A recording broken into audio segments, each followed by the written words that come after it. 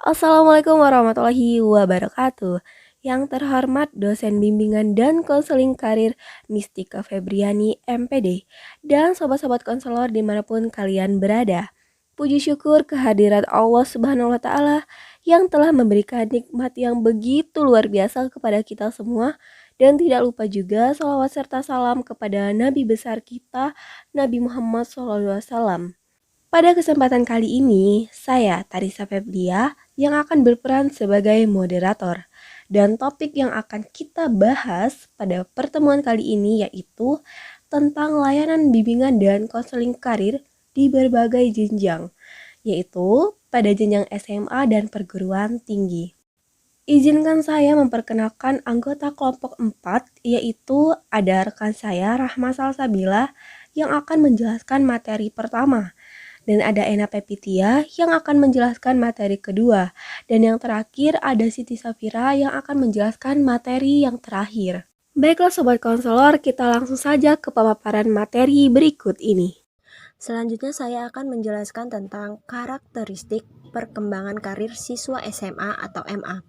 Di Indonesia terdapat dua macam sekolah menengah, yaitu sekolah menengah atas yang disebut SMA dan madrasah aliyah.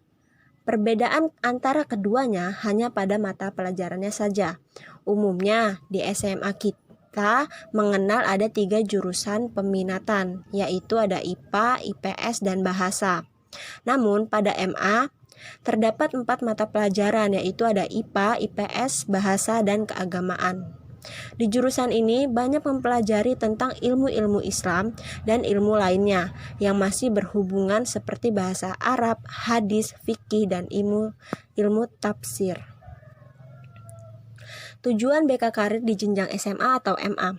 Tujuannya yang pertama, untuk meningkatkan pengetahuan siswa untuk melanjutkan pendidikan pada jenjang yang lebih tinggi dan untuk mengembangkan diri dengan perkembangan ilmu pengetahuan dan teknologi.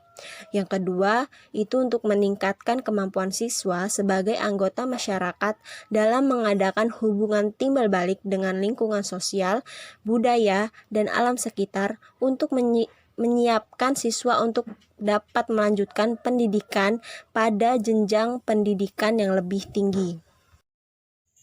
Selanjutnya, saya akan menjelaskan tentang bimbingan konseling di perguruan tinggi. Sebelum kita mengetahui bagaimana fungsi, teknik, dan tujuan BK Karir di perguruan tinggi, kita harus terlebih dahulu mengetahui apa sih pengertian bimbingan konseling di perguruan tinggi itu? Ya, bimbingan dan konseling di perguruan tinggi merupakan usaha membantu mahasiswa untuk mengembangkan dirinya dan mengatasi problem-problem akademik serta problema sosial pribadi yang berpengaruh terhadap perkembangan akademik mereka. Bimbingan tersebut meliputi layanan bimbingan akademik yang diberikan oleh dosen-dosen bimbingan pada tingkat jurusan atau program, dan bimbingan sosial pribadi yang diberikan oleh tim bimbingan dan konseling. Lalu, yang kedua itu apa sih fungsi BK Karir di perguruan tinggi? Ya, bimbingan mahasiswa mempunyai beberapa fungsi, yaitu sebagai berikut. Yang pertama, pengenalan dan pemahaman yang lebih mendalam tentang kondisinya, potensinya, dan karakteristik mahasiswa itu sendiri. Di sini, dosen pembimbing berperan untuk memberi pemahaman kepada mahasiswa bagaimana mengenal kondisi, potensi, dan karakteristik mereka. Yang kedua itu ada membantu menyesuaikan diri dengan kehidupan di perguruan tinggi.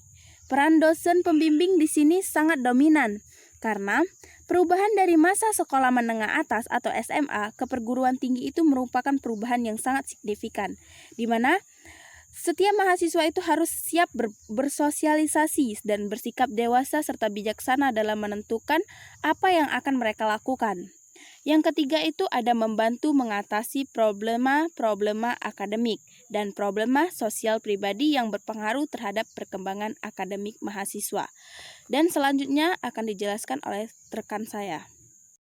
Baik, yang selanjutnya ada tujuan BK Karir di perguruan tinggi. Nah, secara umum tujuan bimbingan dan konseling di perguruan tinggi ini adalah untuk membantu mahasiswa untuk mengiringi proses perkembangannya melewati masa-masa perguruan tinggi, sehingga terhindar dari kesulitan, dapat mengatasi kesulitan, membuat penyesuaian yang baik, serta membuat arah diri sampai mencapai perkembangan yang optimal.